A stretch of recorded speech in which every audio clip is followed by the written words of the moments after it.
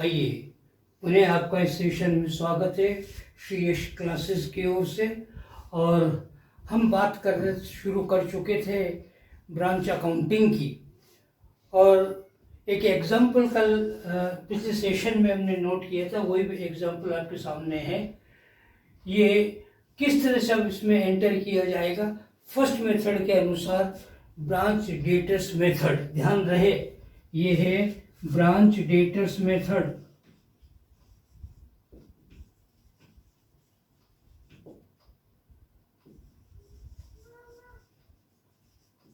पहले मेथड पर बात कर रहे हैं, ब्रांच डेटर्स मेथड, शाखा देनदार खाते विधि। ठीक है, इसके आधार इसको नॉमिनल अकाउंट मेथड भी कहते हैं, दूसरा नाम ये भी है इसका, नॉमिनल अकाउंट मेथड। हमेशा हेड ऑफिस की बुक में ट्रांजैक्शन लिखे जाएंगे, ब्रांच की बुक में कोई एंट्री नहीं की जाती है।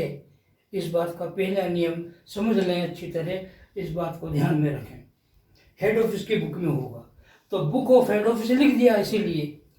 अब मान लीजिएगा अब ये कोटा ब्रांच है माना, तो हम अकाउंट बनाएंगे कोटा ब्रांच अकाउंट।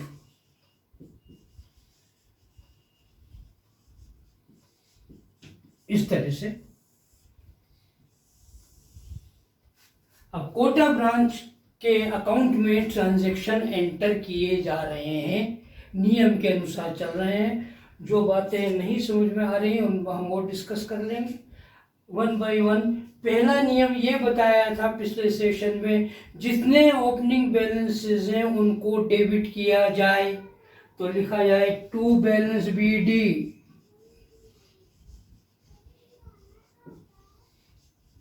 क्या क्या बैलेंस है? स्टॉक 1 लाख रुपए का,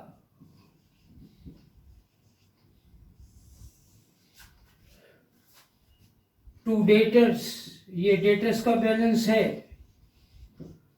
2 लाख रुपए। नेक्स्ट पेटी कैश, फुटकर रोकड़ को कहते हैं, पिछले सेशन में बताया था, इसका बैलेंस है 2000 रुपए। फर्नीचर का बैलेंस दे रखा है 1 लाख रुपए। ब्रांच में जो फर्नीचर लगा हुआ है उसकी कीमत ये 1 लाख रुपए। इसके साथ ही सारे ओपनिंग बैलेंसेस कंप्लीट हो गए। उसी प्रकार से क्लोजिंग बैलेंसेस एंड में क्रेडिट साइड में लिखे जाएंगे, इसी तरह के बैलेंसेस। बात क्लियर हो रही? पहला नियम। दूसरी बात, इस साल के दौरान ये ट्रांजैक्शंस हुए हैं जो बता रखे हैं। सबसे पहले goods sent to branch, branch को माल भेजा गया, GSB कहते हैं शॉर्ट में से, तो एंट्री की जाएगी Kota branch account debit to GSB account. I repeat, माल जब हेड ऑफिस के द्वारा ब्रांच ऑफिस को बेचने के लिए भेजा जाता है तो एंट्री की जाती है, ब्रांच का नाम लिखा जाएगा branch account debit to GSB।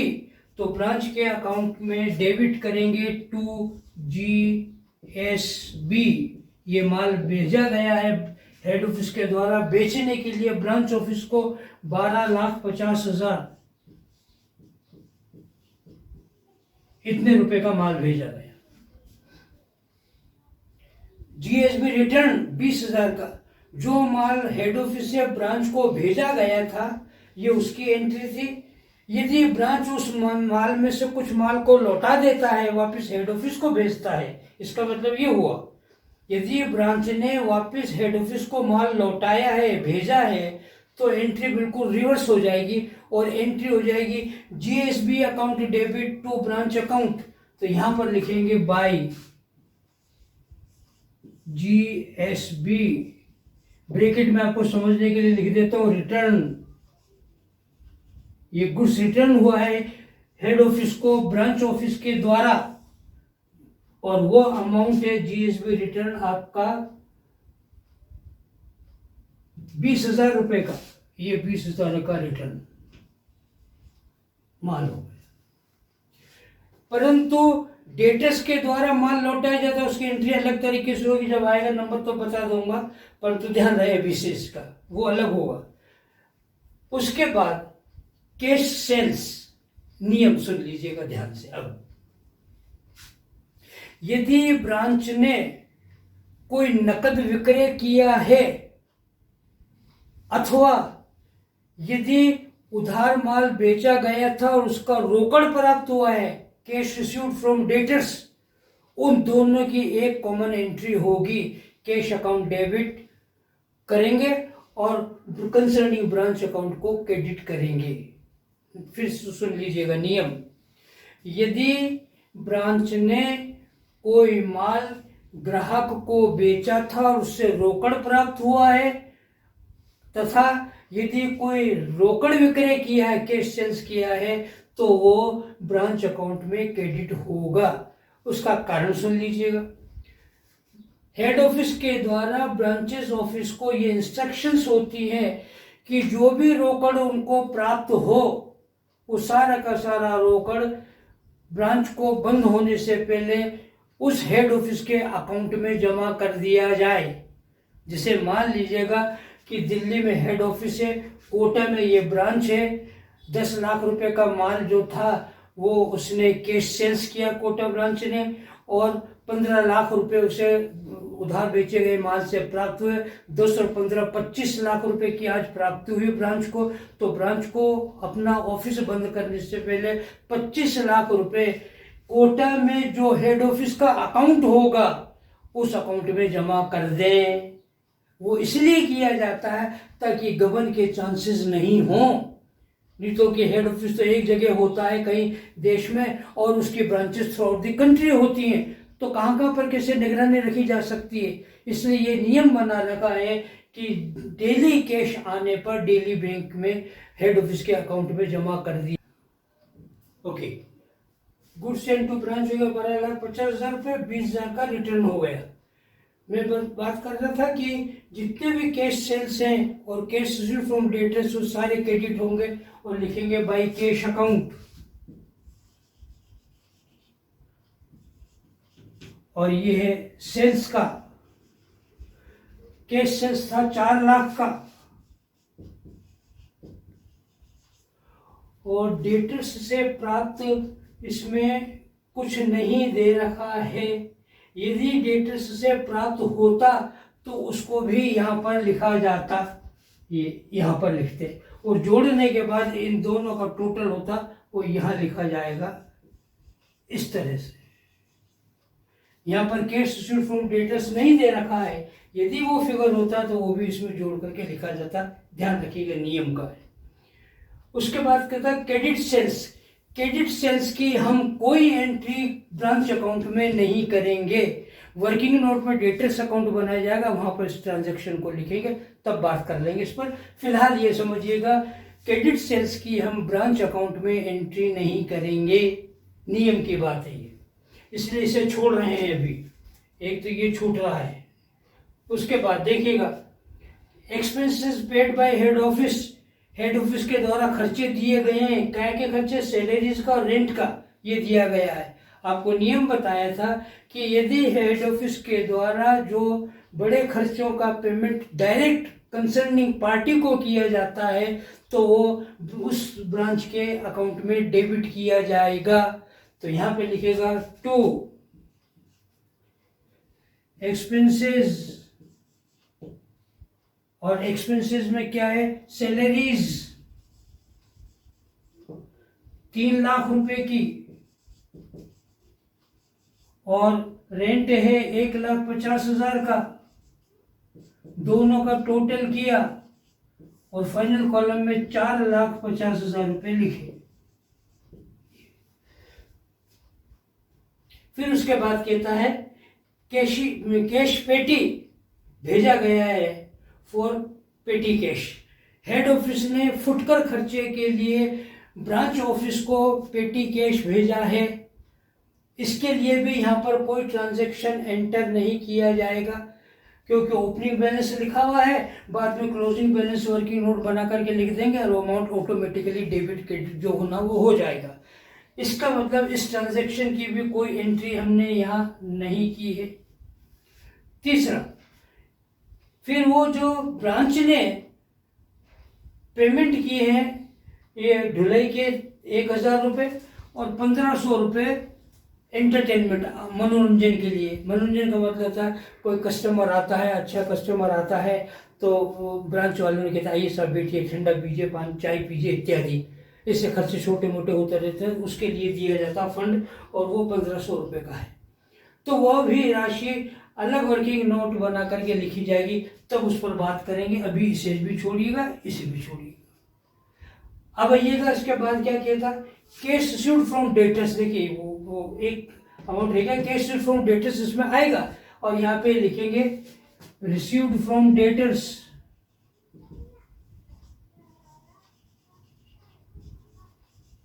Debtors से प्राप्ति हुई है 13 लाख रुपए की ये अमाउंट। तो यहां पर जोड़ करके लिखा जाए इसको, 4 लाख वो है और 13 लाख रुपए ये प्राप्त हुए, टोटल 17 लाख रुपए से ये ट्रांजैक्शन लिखा जाएगा। ध्यान रहे सेल्स रिटर्न, ध्यान रहे एक बार और, पहले था जीएसबी रिटर्न, ये देखिएगा 20,000 का, ये सेल्स रिटर्न है। सेल्स रिटर्न का मतलब होता है जो माल ब्रांच ने उधार ग्राहक को बेचा था, उस ग्राहक ने माल लौटाया है ब्रांच को, हेड ऑफिस को नहीं जा रहा, तो यहां पर इसकी कोई एंट्री नहीं होगी। जब डेटर्स अकाउंट बनाएंगे तब इसको लिखा जाएगा, एक इसका ध्यान रहे, अभी इसका कोई काम नहीं है। बेड डेट्स, ये डेटर्स अकाउंट बनाएंगे तब लिखा जाएगा, यहाँ पर डायरेक्ट को ब्रांच अकाउंट में नहीं लिखते हैं। डिस्काउंट अलाउड, ये भी डेटर्स अकाउंट बनाते समय उसमें लिखा जाएगा, यहाँ डायरेक्ट नहीं लिखेंगे। डेप्रिसिएशन ऑफ फर्नीचर, इसके लिए भी अलग से ब्रांच वर्किंग नोट बनेगा, और वहाँ डेप्रिसिएशन करने के बाद जो क्लोजिंग बैलेंस आएगा वो लिखा जाएगा यहाँ पर। इसके अलावा अब आपके कोई ट्रांजैक्शन ऐसा नहीं है ऊपर से लेके नीचे तक जो इसमें एंटर नहीं हुआ हो। वर्किंग नोट को छोड़ दें, वर्किंग नोट पर बात करते हैं अभी, बाकी के सारे ट्रांजैक्शन हो गए। चलें आगे, चीजें समझ में आ रही है? Okay good. आइएगा अब लेते हैं बाय क्लोजिंग बैलेंसेस जो 31 मार्च 2020 को होंगे। उसमें से स्टॉक का बैलेंस उसने दे रखा है 2 लाख का, ये स्टॉक लिखा 2 लाख। बाकी बैलेंसेस अब हमें वर्किंग नोट में बनाने हैं, 1 बाय 1 वर्किंग नोट लीजिएगा। आइए पहले बात करते हैं, सबसे पहले डेटर्स दे रखा है, ये वर्किंग नोट में डेटर्स अकाउंट बनाइए इस तरह से। उसका ओपनिंग बैलेंस दे रखा है 2 लाख रुपए टू बी डी, ये 2 लाख रुपए का ओपनिंग बैलेंस। फिर उधार माल बेचा है उसकी एंट्री चेक कीजिएगा, ये क्रेडिट सेल्स 18 लाख रुपए का। जनरल एंट्री होती है debtors account debit to sales account, तो डेटर्स के डेबिट में टू सेल्स, ये क्रेडिट सेल्स की एंट्री है, अमाउंट है 18 लाख का। फिर यदि ग्राहकों ने जो पेमेंट किया है कैश रिसीव्ड फ्रॉम डेटर्स, देखिए यहाँ लिखा था ये 13 लाख का, यहाँ पर दे रखा कैश रिसीव्ड फ्रॉम डेटर्स, इसको क्रेडिट करेंगे, एंट्री करेंगे cash account debit to debtors account, तो यहाँ लिखेंगे बाई कैश, अमाउंट है cash received from debtors 13 lakh, ये 13 लाख का हो गया। सेल्स रिटर्न, जो माल उधार बेचा था ग्राहक को उसने लौटाया ब्रांच को, तो एंट्री करेंगे सेल्स रिटर्न अकाउंट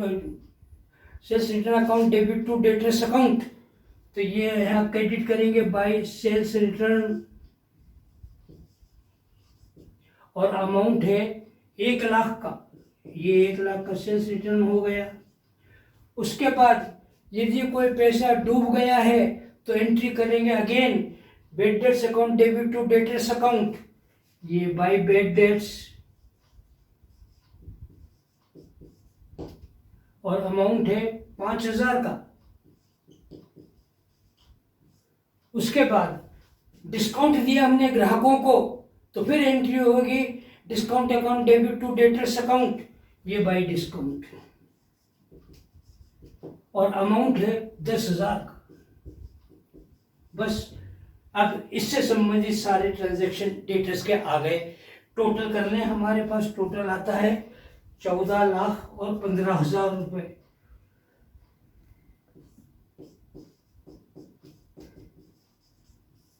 और डेबिट में है 20, तो 20 लाख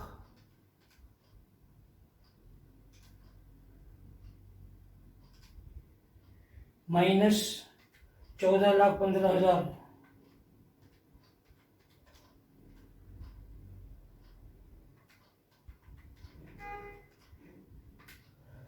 तो 5,85,000 क्लोजिंग बैलेंस बचा, तो बाई बैलेंस CD लिखा जाएगा।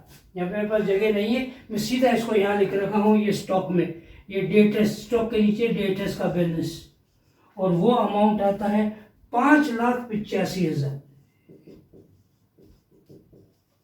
आप चाहें तो इसको यहाँ पर इस तरह से लिख लें, बाई बैलेंस CD 5,85,000, और टोटल मिला के इसे बंद कर दें। ये बैलेंस इस तरह से लिखा जाएगा, ध्यान रहे, डेटर्स का बैलेंस हो गया। तो हमारे डेटर्स का काम हो गया, स्टॉक दे रखा था वो पूरा हो गया, डेटर्स का काम पूरा हो गया। पेटी कैश आता है। आइए पेटी कैश की बात करते हैं। नोट करना, नोट कर लीजिएगा, शॉर्ट लेना शॉर्ट ले लीजिएगा। आइए इधर ले लेता हूं, पेटी कैश लीजिए।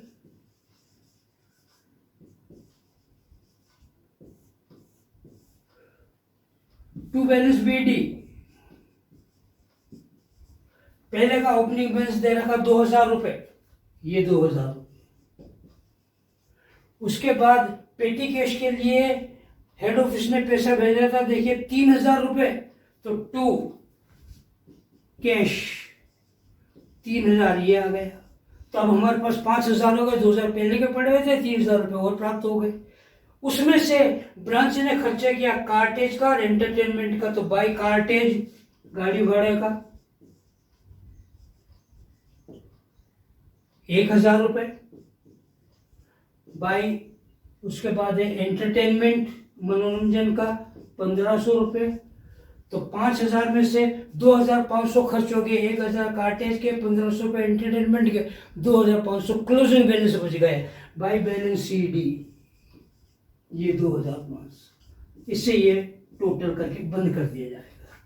तो पेटी कैश हमारे पास बच रहा है, देखिएगा मैं यहाँ लिख रहा हूँ इसका, ये डेटर्स का बैलेंस है 5,85,000, और पेटी कैश है हमारे पास 2,500।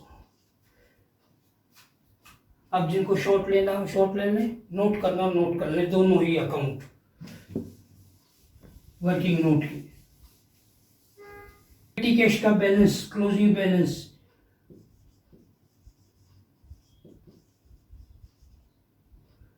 2,500, ये भी हो गया,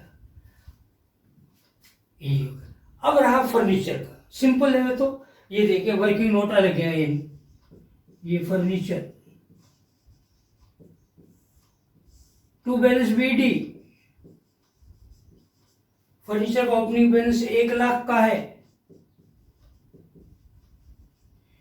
फिर लास्ट में कह रहा है कि फर्नीचर पर डेप्रिसिएशन लगाया जाए 10% का, ये रहा 10% डेप्रिसिएशन फर्नीचर का, साल भर का डेप्रिसिएशन, तो बाय डेप्रिसिएशन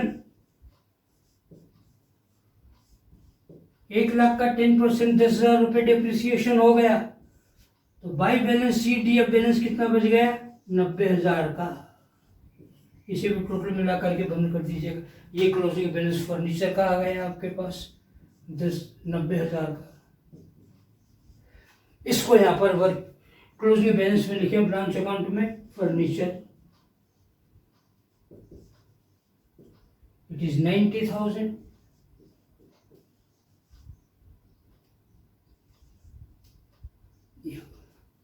अब इसके साथ ही हमारे हर ट्रांजैक्शन को हम बुक्स में लिख चुके हैं। अब आपके पोजीशन क्लियर हो रही होगी। जरा चेक कर लें पहले कि कितना क्या डिफरेंस आता है प्रॉफिट और लॉस के रूप में, वो आपके सामने आ रहा है। ये फर्नीचर अकाउंट वर्किंग नोट में देख लीजिए, नोट कर लीजिएगा। आइए, यदि क्रेडिट का टोटल अधिक होगा तो प्रॉफिट है और डेबिट का टोटल अधिक होगा तो लॉस है, तो P&L के नाम से लिखा जाएगा। आइए क्रेडिट में देखते हैं 17,20,000 प्लस 2 और 5 7,85,000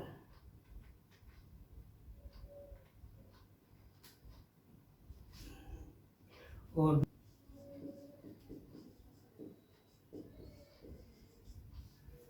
आइए डेबिट में माइनस कर रहे हैं 1 लाख और 2 लाख 3 लाख माइनस 1,02,000 है minus 12,50,000 minus 4,50,000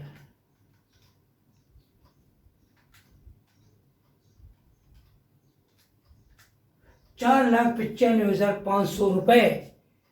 The total of credit side is more by 4,95,500 and this is to be treated as profit।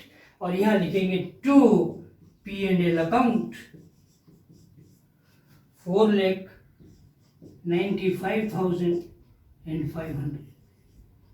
इसका टोटल मिला करके बंद कर दीजिएगा 25,97,500। With this the account is completed। इस तरह से अकाउंट बनता है और मैं समझता हूँ कि आपको हर चीज़ क्लियरली समझ में आ गई होगी। नहीं तो फिर नेक्स्ट सेशन पे आप जो प्रश्न करना चाहें कीजिएगा। और हमारा प्रयास आपको सार्थक लगता है तो ज़रूर लाइक करें, सब्सक्राइब भी करें और यदि कोई प्रॉब्लम हो तो कमेंट करना न भूलें। Thank you.